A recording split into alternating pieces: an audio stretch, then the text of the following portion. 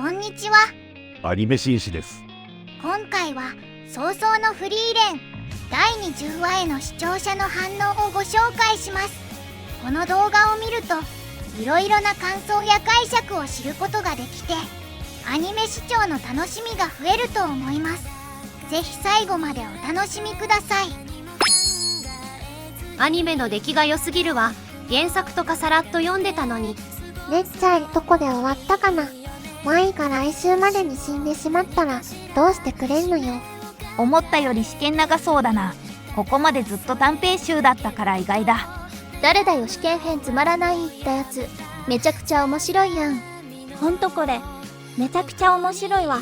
フリーレン好きになった。水があるところならラビーネとカンネはそうそう負けることはないんだろうな。海とかだと最強かもしれんね。フリーレンならどんな魔法を欲しがるかな。アニメ化の出来がええわ。淡々とした漫画にケレン味が加えられてる。この時点の電剣とフェルンやになったらどっち上かね。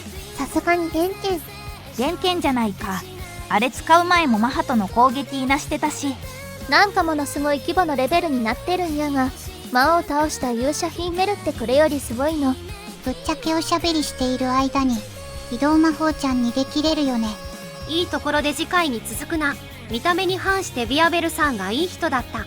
めちゃくちゃ面白くて草。ゼーリエばあさんの生足エッチ。ゼーリエって漫画でもあんなに胸あった。ずっと男だと思ってた。この作品割と父は可変だけどゼーリエはおまるぱい大きいよ。ここできる。続きはよう。体感5分だよ。フェルンの無感情な殺しましたにゾクッときたぜ。だよな。面白すぎた。電剣が女の子たちを押しのけて原作試験編人気ナンバーワンなのわかるかい。みんないいキャラしてんのよな。シキレは割とどこにでもいそうな感じなのに見つけられてないのは運が悪すぎるな。命の軽すぎやしねえか。電剣の声大当たりすぎんか。予想してたよりマジ電剣。戦闘エフェクトがかっこええ。フェルンオラオラオラオラオラ。フェルンさん無表情でボコボコにしてて作中で一番やべえやつ疑惑出てきたな。フェルンの魔法の展開、発動速度はフリーレン以上。お墨付き。魔力隠しもフリーレン並みで試験編だと比較対象出てきてヤバさがわかる。しかしゾルトラークって防御魔法を介さずに直撃したら普通に死ぬよね。防具も進化したんだって。耐魔族用特化チューニングのはずだから優秀な魔導士ならギリ耐えれるんじゃね。とんでもねえ嘘つくな。フェルン怖えよ。それでキレ散らかしたらどうするつもりだよ。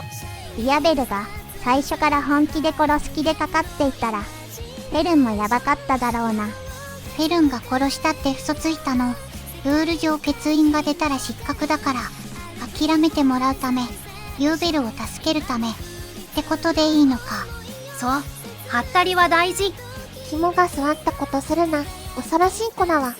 フェルン、この実力で一級受かるわけないと思ってたの面白い。シュタルクもそうだけど高い実力を持っているにもかかわらず自己評価が低めな子が多いよな。まあ自分の実力を鼻にかけて慢心するよりは謙虚な方がよっぽどいいんだけど。同世代の子周りにいなかったから自分の実力どんなもんか客観視して測れないのはありそう。シュタルクは一応故郷で出来損ないみたいな扱いだったから自己評価低いんだろう。ユーベル案外大したことなかった。案外というか単純にビアベルが強いんだよ。2級以下の連中なら最強クラスの武闘派だから。相手が視界の制限があるの分かってノータイムで視力奪いに行くのは単純な殺人鬼よりよっぽどやばい。普通は首をって言ってたけどそもそもノータイムで殺そうとするとかやばいよな。リヒターも子供2人簡単に殺そうとするし。ビアベル、自分は生粋の兵士だとかって豪語してた割には温情的というかお人よしっぽかったな。ユーベルを始末できる状況にもかかわらずナメプして殺さずに済ませてくれてたし、フェルンの嘘をあっさり信じてたし、まあこういう非常になりきれない部分が彼の魅力なんだろうけど。ついにビアベル兄貴のツンデレが炸裂。この世界素のツンデレ多いな。それもネタバレのツンデレが客観しそうでしないビアベル。食えないじじいかと思いきや話の通じる電剣。フリーレンは見た目と中身のギャップ萌えみたいなキャラが割と多い。しかも優しい。ガキは殺さない。恋ついて、ますます電剣のファンになってもた。ビアベル、あの見た目で35くらいなのかよ。どうでもいいけど33か34かな。ビアベルの幼なじみは髪の色からゼンゼと確定したな。違ってないか。幼なじみの方がだいぶ濃い髪色だったような。全で何歳くらいなんだろこの作品。老人とおっさん以外はみんな若い見た目しやがって。デンデさんはアラサー以上という考察です。メガネが最強。覚えておけよ。ラント君は狂人のユーベルと大魔法使いの弟子のフェルンに挟まれて地味な存在かと思ったらなかなかできる子だったね。ユーベルからも高く評価されてたし。花びらの魔法は花畑がないと使えないし、ちょっと使いどころ難しいな。普段は花びら持ち歩いてるのだろうか。カンネと違って花びら自体も生成できるっぽいとはいえ、ロマン技の域を超えない気もするが。フリーレン知ってて怠慢するほど強いじいさんなんか。電剣が前評判通り強者オーラで行動も伴ってるのがええわ。しかしリヒターの魔法、こんな広範囲だったのか。いい感じに盛り上げるな。電剣戦は期待してよいのか。予告の声でエリよ。電剣が漫画より最初から強キャラ感出てていいな。中の人パワーだわ。リヒターに圧かけるとこ結構マジでキレてたんだなと。電剣漫画でもかっこいいけど、アニメだとよりかっこいいな。リヒターを諭すところ、原作だと淡々と冷静にやってるイメージだったけど、アニメだと結構ガチめにキレながら制してて驚いたわ。称号と魔法プレゼントのために殺し合いなんかバカらしくてかなわんって気持ちがにじみ出てたな。勇者パーティーをリアルタイムで知ってるということは、電剣は80歳以上なのか。ジジイにしては元気だな。ジーとババの本気の魔法対決にワクワクしてたのに、こんないいところで切られるなんて。かわいい。バオフェンはテレポート魔法を使うのにあのポーズが必要なの。フリーレンたち3人の前でずっとあのポーズのまま動かないのがシュールだった。ライフェンなりに警戒して動けなかったんちゃうか。その間あの姿勢保ってると思うと笑えるけど。やっと一気オープニングで魔王みたいな扱いされてたゼレリエの正体が初見にも分かったな。ついにゼーリエさんの声がデカ胸でかいな。ゼーリエラスボス出たぞ。予告で声優判別できたやつおる。ゼーリエはパクロミかな。エルフは BBA 声で統一されるのか。もしかしてコナン君低い声出してる時の伊勢マリアだと思う。予告の最後の声は多分伊勢マリアだな。ゼーリは伊勢マリアさんかな。思ってたより少年ボイスだったわ。ああ、確かに伊勢マリアかもしんない。伊勢マリアだとしたら意外と可愛い声のシーンもありそうだな。ゼーリエが女神に匹敵するほど強いなら魔王ソロで討伐できただろうに。1000年以上も何やってたんだ。戦闘狂1級の得点はどんな魔法も一つだけもらえるのか。フリーレン以前から欲しかった選択魔法が入手できるチャンスじゃないか。フリーレンは特権で望む魔法を与えられたとしても、そういうのは自分で集めるから意味があるんだ的なことを言って辞退するんだろうな。次回は原作の中でも上位に入る人気回だな。というか、次回の話を見てから試験編が好きになったみたいなことを言うファンも多いからな。電剣かっこいいね。老練と熱血の両方を併せ持っている面白いキャラだ。若いやつは血気盛んでいかんなと言ってる電剣自身がフリーレンと戦えるのにワクワクしてるのが面白い。いやこの引きよ。これで1週間お預けとか。電剣じいさん渋くてよいな。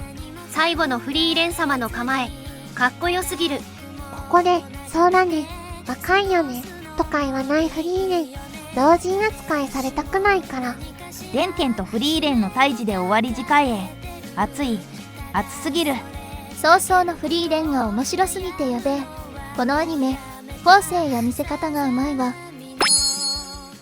勝つための卑怯な魔法。その人が得意とする魔法は人生や人間性に大きく関わっている。ビアベルにとって必要な殺しは好きなやつを守るための殺しで、得意な魔法は人間であるための魔法なんだね。行かないでほしい思いがビアベルの強さなのかなって。素敵。一級魔法試験に価値があるとは思えないというフリーレンの考えを覆す特権。一つだけ望んだ魔法を授ける。それは彼女には無用に思える。フェルン戦は生ぬるく感じたが、フリーレン戦はもっと歯ごたえのある戦いを見せてほしいよ。戦闘前の緊迫感が伝わってくるエピソード。おそらく過去に人の命を何度も奪ったであろうビアベルとデンケンが戦闘でむやみに命を奪うような行動に走らないあたり、根は優しかったり戦いにうんざりしているのでないかと思った。個性的な魔法使いたちのぶつかり合いに見入る戦闘狂のユーベルと、葛藤の末に必要な殺しだけをしてきたビアベルは水と油だね。デンケンの食えない感じもいい。そして明かされる一級魔法使いの特権とその源である全能のゼーリエの存在、きっちり盛り上げてくれるわ。フェルン組はフェルン含めてヤバいのしかおらんやないかい。というかビアベルって30歳過ぎだったの？この世界の魔法使いは血気盛んなのが多すぎる。必要な殺しはいとわないが心情のビアベルに対し全く臆さないユーベル強いね。さらにはあの局面で彼の心の動きを読んでるとは。フェルンの登場の仕方が完全にヒーローなんよ。笑い。フリーレンの戦いは次回に持ち越しか。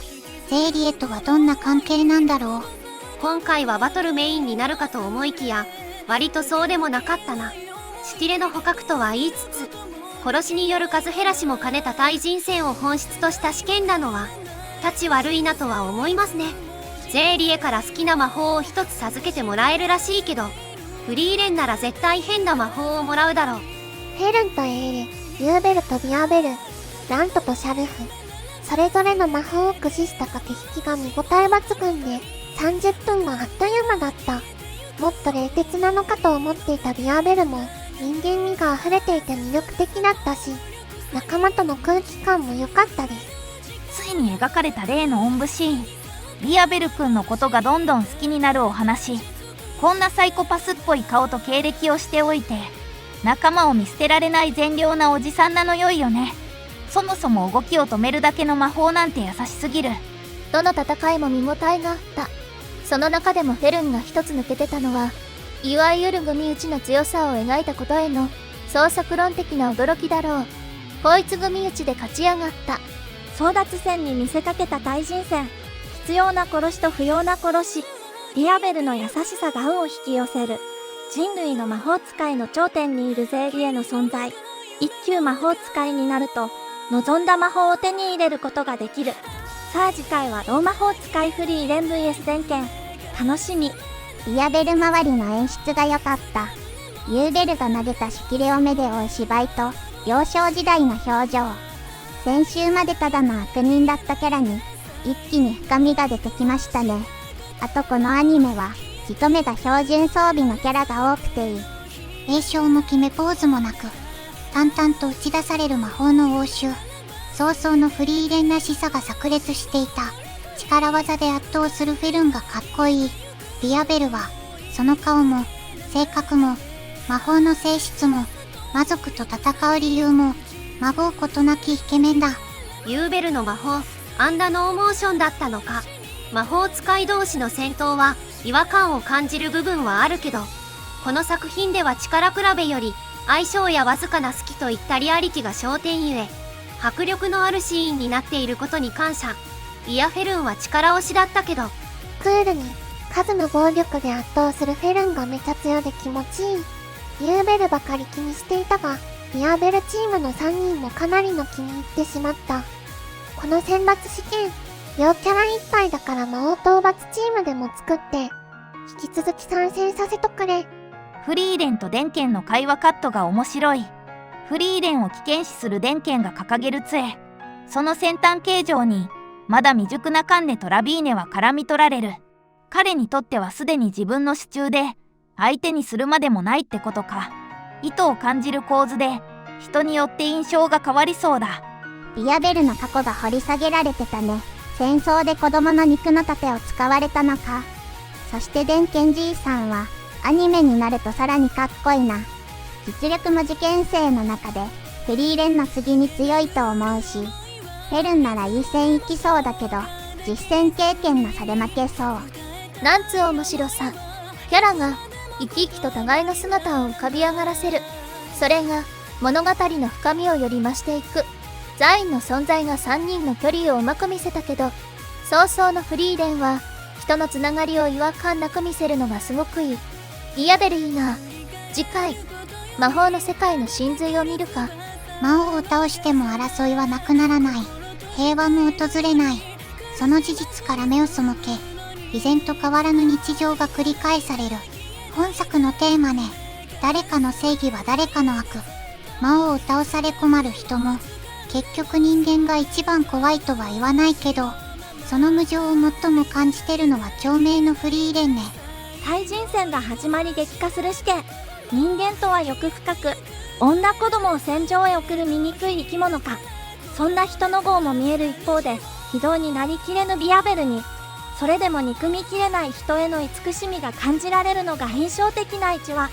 殺伐としつつも、不思議な戦みもある後編。最後までご視聴いただき、ありがとうございました。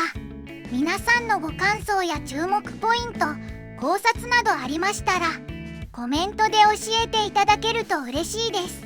このチャンネルでは、最新アニメのみんなの反応や感想をご紹介していきます。様々な考察や解釈を聞くと、これまでなかった視点が増えて、アニメ視聴の新しい発見があるかもしれませんので、ぜひチャンネル登録とグッドボタンをよろしくお願いします。それではまた次回の動画でお会いしましょう。アニメ紳士でした。